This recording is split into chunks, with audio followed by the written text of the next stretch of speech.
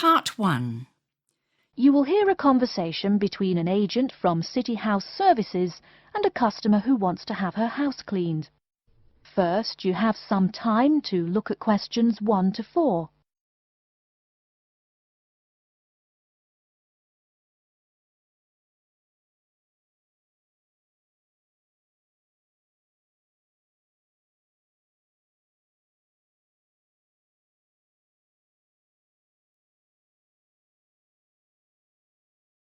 Listen carefully and answer questions 1 to 4. Good morning, City House Services. How may I help you? Good morning. I'd like to arrange to have my house cleaned. Certainly. I just need to ask a few questions. First, could I take your name? Yes, it's Barbara Hill. Thank you. Next, is your house in London? Yes, it's in Kingston in southwest London. Okay, southwest London, and, what's the postcode? SW105. And what is the square footage and what rooms will be cleaning? The whole house is 268 square feet, and there is no need to clean all the rooms. I only want to have my bedrooms cleaned. Okay. How many bedrooms does the house have? 3 bedrooms. Oh no, sorry, we used to have 3 bedrooms, but we only have 2 bedrooms now. Are those single bedrooms or doubles? Doubles. Fine, 2 doubles. There's one more room which needs cleaning. It was used as a bedroom before, and now we have converted it into an office. I understand. 3 rooms have got to be cleaned. And are all of those rooms upstairs? Yes. Then downstairs we have a kitchen diner, conservatory and lounge. The kitchen diner is quite large and has the usual equipment: cooker with oven, refrigerator, cupboards and worktops. The conservatory has a lot of plants, but there's no need to take care of them. The lounge has a leather 3-piece suite and a large coffee table. Thank you. And do you keep any pets? Yeah, I really love keeping them. I've got 2 dogs and 3 cats. Okay, then if our staff come over to offer the service, please take your pets away. Have you looked at our service packages? Yes, I have one in front of me. Excellent. Before you hear the rest of the conversation, you have some time to look at questions 5 to 10.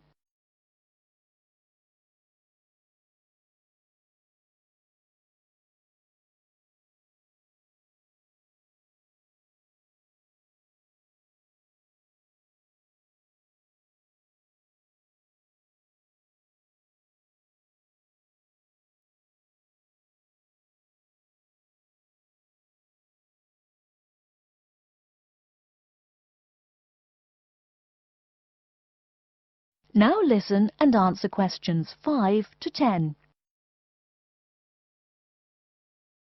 Any extra services you need?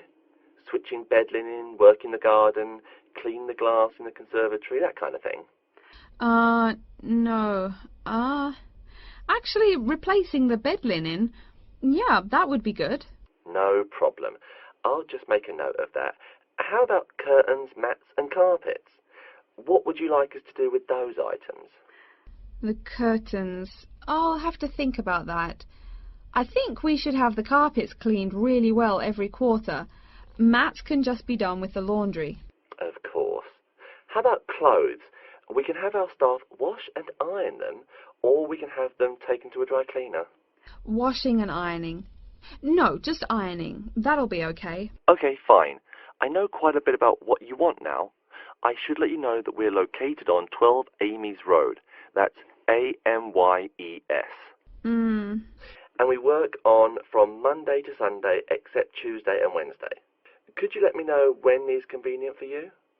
Next Friday. No. Oh, that's no good. My son invites his friends over in the afternoon that day. Perhaps next Thursday or next Saturday? Let me check. Okay, next Thursday. When is it convenient for us to come over and provide the service? Is it okay if we come in the morning? Or we may come in the afternoon. It depends on your schedule. I'm okay with any time. Just give me a call to let me know you're coming before you arrive. Sure we will. By the way, how long will it take for the service? We usually work 1 to 3 hours for house cleaning, and the work will take 3 hours at most. And of course, if it takes more than 3 hours, you should pay extra for it. Fine. So, let me just do some calculation. That is the end of part 1. You now have half a minute to check your answers.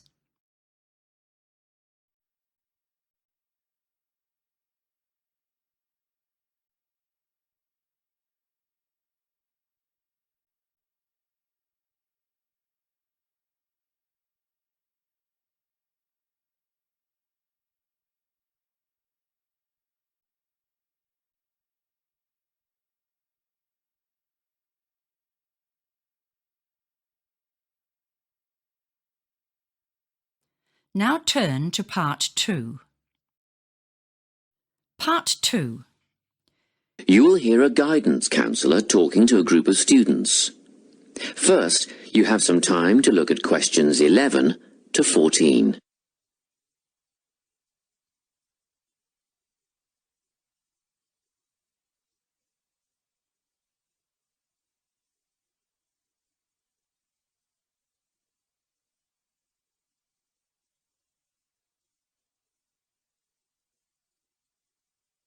Listen carefully and answer questions 11 to 14.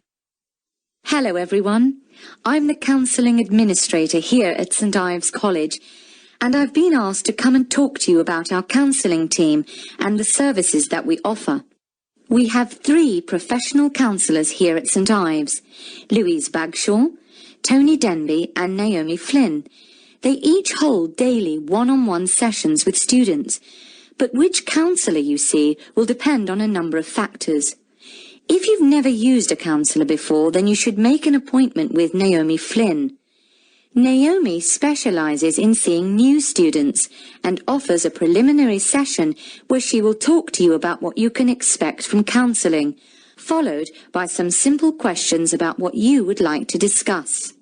This can be really helpful for students who are feeling a bit worried about the counselling process. Naomi is also the best option for students who can only see a counsellor outside office hours. She is not in on Mondays, but starts early on Wednesday mornings and works late on Thursday evenings, so you can see her before your first class or after your last class on those days. Louise staffs our drop-in centre throughout the day. If you need to see someone without a prior appointment, then she is the one to visit. Please note that if you use this service, then Louise will either see you herself or place you with the next available counsellor. If you want to be sure to see the same counsellor on each visit, then we strongly recommend you make an appointment ahead of time. You can do this at reception during office hours or by using our online booking form.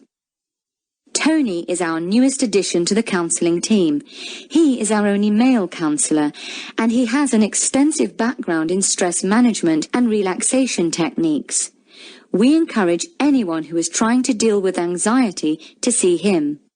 Tony will introduce you to a full range of techniques to help you cope with this problem, such as body awareness, time management, and positive reinforcement. Before you hear the rest of the talk, you have some time to look at questions 15 to 20.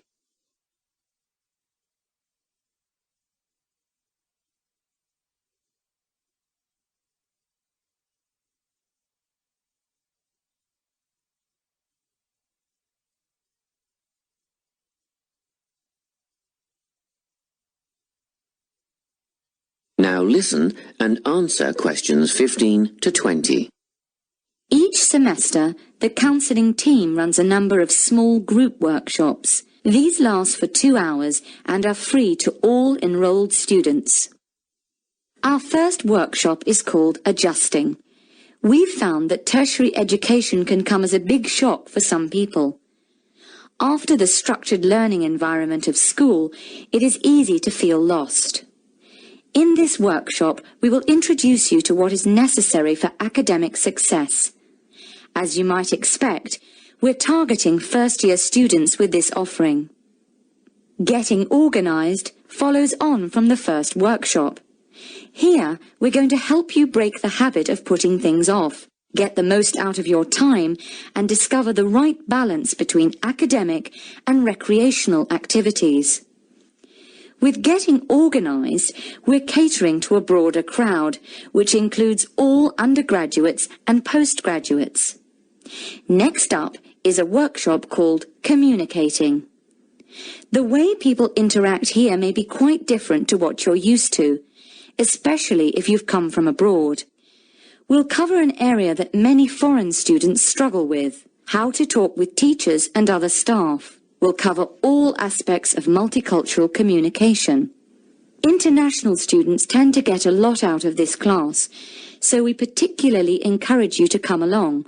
But I must say that sometimes students from a local background find it helpful too, so everyone is welcome.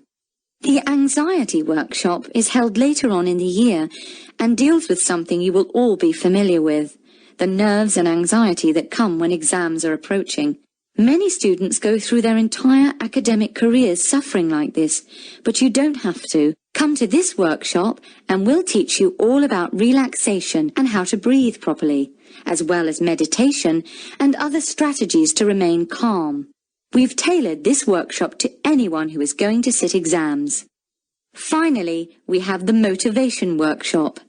The big topic here is how to stay on target and motivated during long-term research projects. This workshop is strictly for research students, as less advanced students already have several workshops catering to their needs. Well, that's it. Thanks for your time. If you have any questions or want more information about our services, do come and see us at the counselling service. That is the end of part 2. You now have half a minute to check your answers.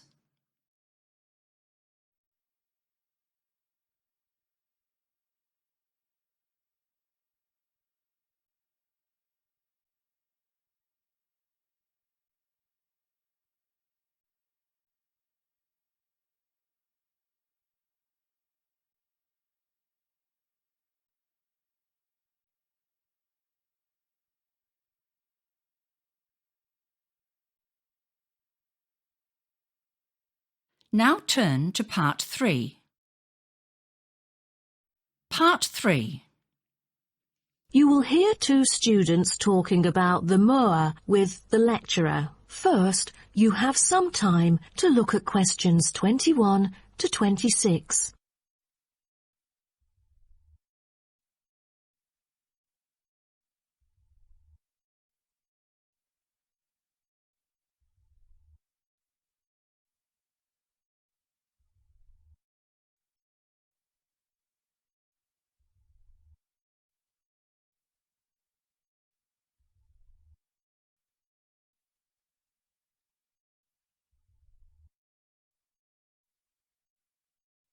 Now, listen carefully and answer questions 21 to 26. Thank you all for coming here today to hear about the moa, a kind of animal which has been extinct for a long time. Well, first of all, we look at what the moa are. The moa are 9 species of flightless birds endemic to New Zealand. They were the dominant herbivores in New Zealand's forest, shrubland and subalpine ecosystems for thousands of years. But around 500 years ago, they all went extinct. When I mention extinct animals during ancient times, you may immediately think of dinosaurs, which disappeared around 66 million years ago. Fossils of dinosaurs, which we use to study, are large in number, but not many of those of moa remain, though both animals appeal to people today. So, the moas sound more mysterious now.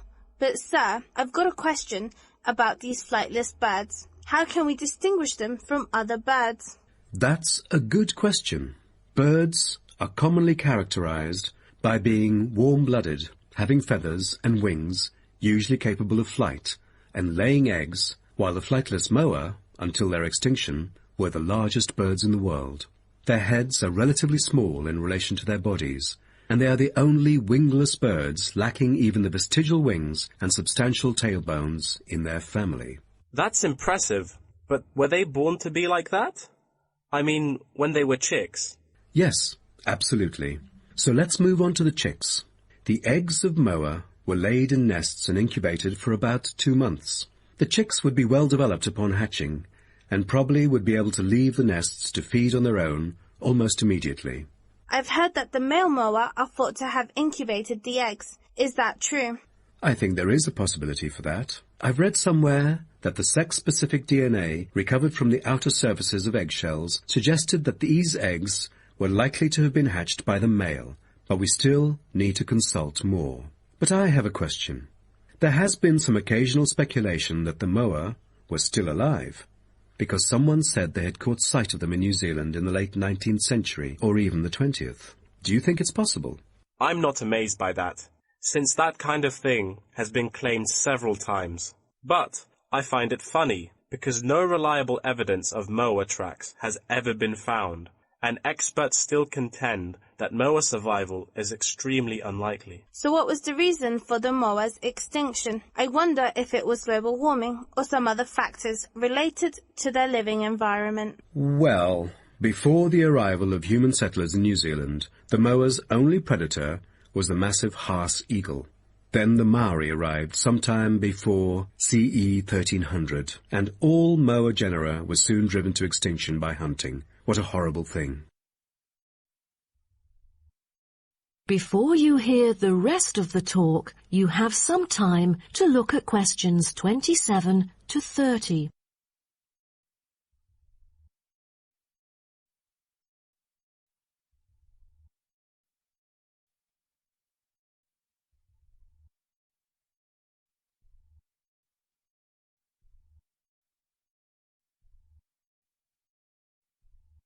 Now, listen and answer questions 27 to 30. All right. Now let's look at the features of some species of moa. The South Island giant moa may have been the tallest birds ever known, and the second tallest of the 9 moa species is the North Island giant moa, with the females being markedly larger than males, both in weight and height. And I've heard that the smallest of the moa birds are the coastal moa. Is that right? Yes, you were right. And have you heard about any other kind of moa before? I know the crested moa. The eggs they laid may be larger than others. As they mainly lived in the remote interior of the southern island, their fossils are rare or absent in archaeological sites, and no egg remains have yet been identified. Are there any species of moa that have got more fossils? Yes, of course.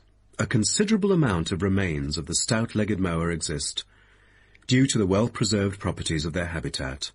Their skulls reveal relatively bad vision, a good sense of smell, and a very short bill. Then there is the eastern moa.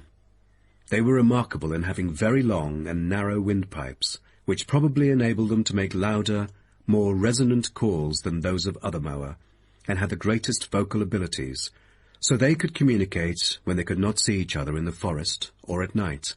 They used a range of senses, apart from sound, in their search for food, such as their sense of smell and vision. That is the end of part 3. You now have half a minute to check your answers.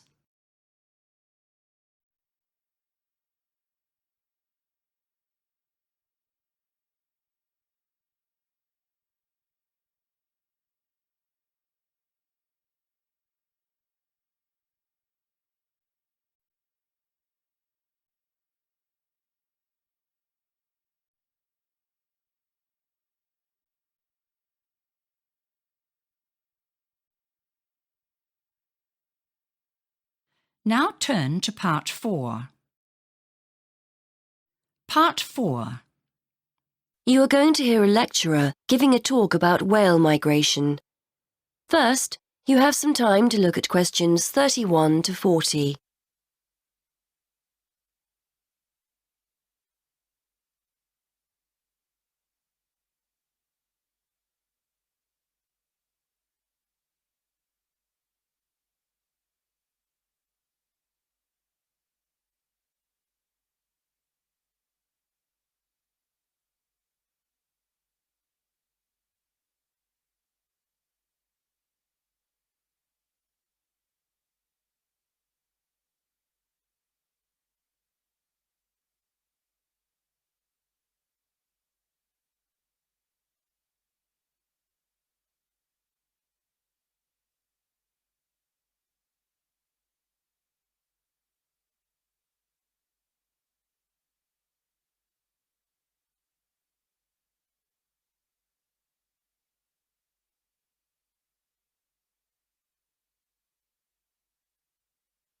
Now listen and answer questions 31 to 40.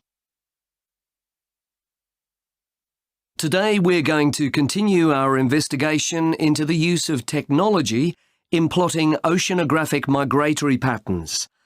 And I'd like to focus specifically on creatures that we didn't even realise existed until very recently. Pygmy blue whales. In particular, I'd like to talk about a high-tech method of tracking that researchers have used to find out more about these creatures. Pygmy blue whales, which are one of several subspecies of blue whales, spend their lives in the vast expanses of the Indian and Southern Pacific Oceans.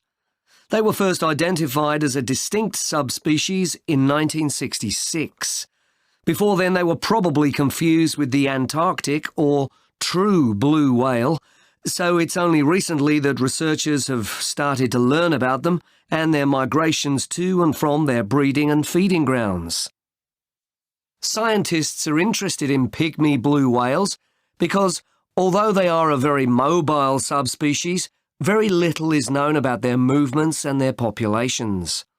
Large-scale movements of whales are particularly hard to study, and what we do know about pygmy blue whales, we've mainly learned from examining whaling records. There are several populations of pygmy blue whales in the southern hemisphere and two main feeding grounds off southern and western Australia. Scientists were interested in testing their hypothesis that the pygmy blue whales feeding off Western Australia migrate to Indonesia to breed. To track the whales' movements, researchers made use of something called satellite telemetry. This refers to the use of a satellite-linked tag attached to a whale. When the antenna on the whale breaks the surface of the water, the tag communicates with a satellite system. The location of the whale can be determined when multiple satellites receive the tag's transmissions, much like how the navigation system works on a mobile phone. Researchers receive this location data in almost real time via the project website, which allows them to track the movement of the tagged whale from many miles away. The use of these tags has enabled researchers to discover that pygmy blue whales do indeed travel northwards from the west coast of Australia in March and April, reaching the warmer breeding grounds of Indonesia in June. They remain there until September, at which time they then return to Australian waters. In addition to identifying the migratory pattern of this particular population of pygmy whales, research has also shone new light on the whales' feeding patterns. It's usually assumed that whales go without food outside of the summer, when they leave their feeding grounds.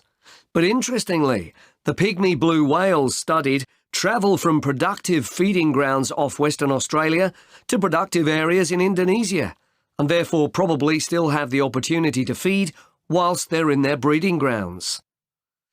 It is hoped that mapping the migratory movements of the pygmy whales will help conservation efforts for these endangered animals, and the study has enabled researchers to identify specific conservation issues.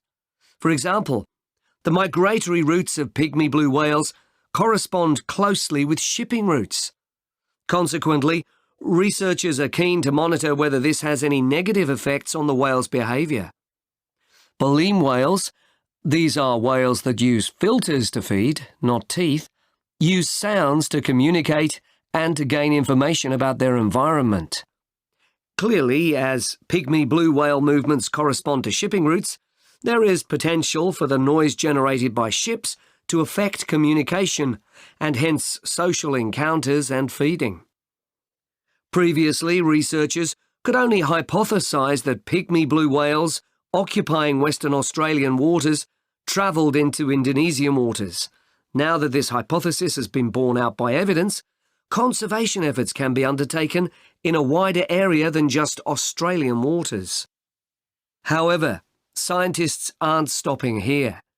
A question mark still remains over the movements of the pygmy blue whales that utilise the feeding grounds further south, off the southern coast of Australia. Genetic evidence indicates that there is a mixing taking place between the population of whales in the feeding grounds of Western Australia and the population further south. Researchers are keen to discover whether the pygmy whales from the southern feeding grounds follow a similar migration route to those from the west coast, or whether they migrate to the subtropical region to the south of Australia. As a result, there are plans to tag the pygmy blue whales further south in order to find out whether they move through the same areas as the western population and are therefore exposed to the same risks. That is the end of part 4. You now have half a minute to check your answers.